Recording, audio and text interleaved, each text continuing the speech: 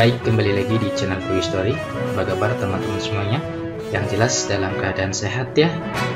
Mari kita simak informasi sebagai berikut.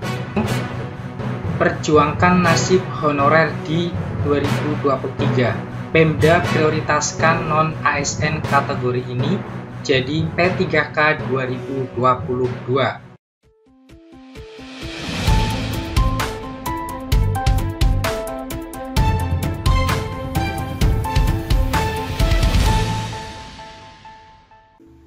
Baik, kembali lagi di channel Toy Story.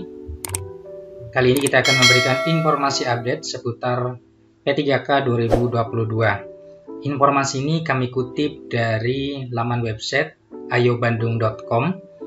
Informasinya yaitu perjuangkan nasib honorer di 2023. Pemda prioritaskan non-ASN kategori ini jadi P3K 2022.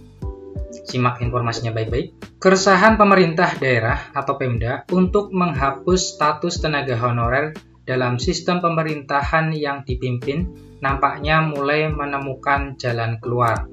Diketahui para kepala daerah sedang memperjuangkan kehadiran tenaga honorer setelah dikabarkan pemerintah bakal menghapus tenaga non-ASN di tahun 2023. Hal itu tertuang pada peraturan yang tertuang dalam Peraturan Pemerintah Nomor 49/2018 tentang manajemen pegawai pemerintah dengan perjanjian kerja, di mana pada aturan itu disebutkan bahwa pegawai honorer di instansi pemerintah bakal melakukan tugas mereka paling lambat hingga tahun 2023 yang akan datang.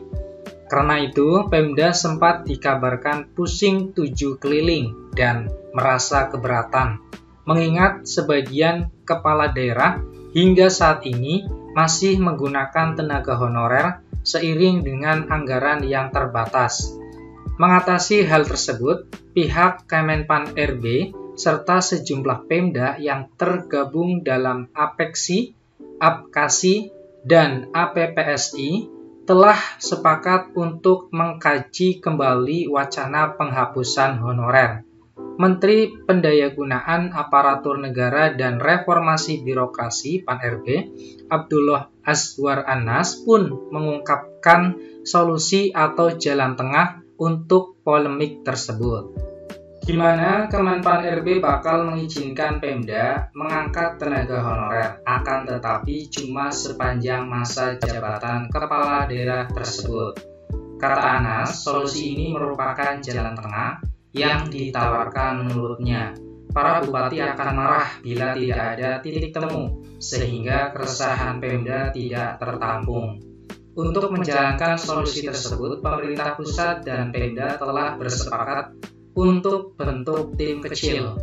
Arya Sugiarto selaku Ketua Asosiasi Pemerintah Kota Seluruh Indonesia atau APEKSI menjelaskan pemerintah dan Pemda bakal bentuk tim kecil untuk menyamakan sudut pandang dalam penyelesaian tenaga non-ASN, di mana ke depannya tim ini juga bakal mendorong masing-masing instansi pemerintah pusat pun daerah dalam percepatan proses pemetaan validasi data, penganggaran, serta menyiapkan peta jalan yang realistis. Arya mengaku tim yang dibentuk telah sepakat mencari solusi terbaik untuk masa depan tenaga honorer se-Indonesia. Ia pun berharap perjuangan yang dilakukan itu bisa menghasilkan titik temu.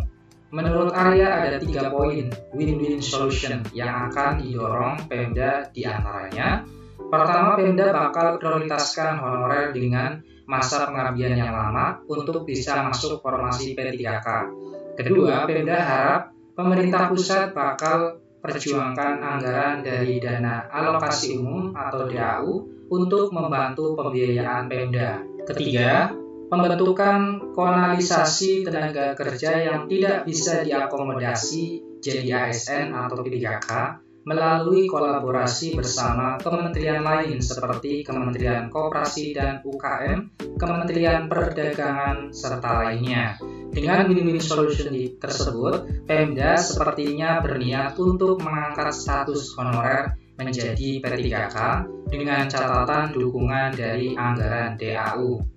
Diberitakan sebelumnya, kabar ramainya penolakan Pemda terkait status tenaga honorer, Deputi Bidang SDM Aparatur Alex Denny mengungkapkan bahwa masalah Pemda bukanlah soal istilah P3K atau honorer, melainkan soal anggaran. Karena selama ini gaji P3K telah ditetapkan sesuai UMR dan dipatok sesuai aturan. Untuk itu dia melihat pertimbangan menetapkan gaji P3K dengan bentuk kisaran yang memuat batas atas dan bawah. Pada dasarnya, pemerintah punya alasan mulia untuk menghapus keberadaan tenaga honorer dalam sistem pemerintahan. Mantan Menpan RB Cahyokumolo pernah mengungkapkan alasan mulia Presiden Jokowi dalam hal ini yang berdasarkan pada peraturan pemerintah nomor 49 dari 2018 tentang manajemen pegawai pemerintah dengan perjanjian kerja, di mana pada peraturan tersebut akan memberikan kepastian status pada pegawai. Kata Cahyo, saat tenaga honorer menjadi PNS, mereka akan memiliki standar penghasilan dan kompensasi sendiri. Begitupun saat honorer diangkat menjadi outsourcing di suatu perusahaan, maka sistem pengupahannya tunduk pada aturan. Sementara jika pegawai dengan status honorer, maka pengupahan yang diperoleh tidak jelas standarnya. Demikian informasi yang bisa kami share, semoga bisa menjadikan bahan referensi teman-teman. Tetap semangat ya, tetap berpikir positif, selalu berdoa. Semoga hajat-hajat teman-teman semuanya bisa terkabul di tahun 2022 ini menjadi pegawai aparatur sipil negara atau P3K. Terima kasih atas perhatiannya. See you next time. Assalamualaikum warahmatullahi wabarakatuh.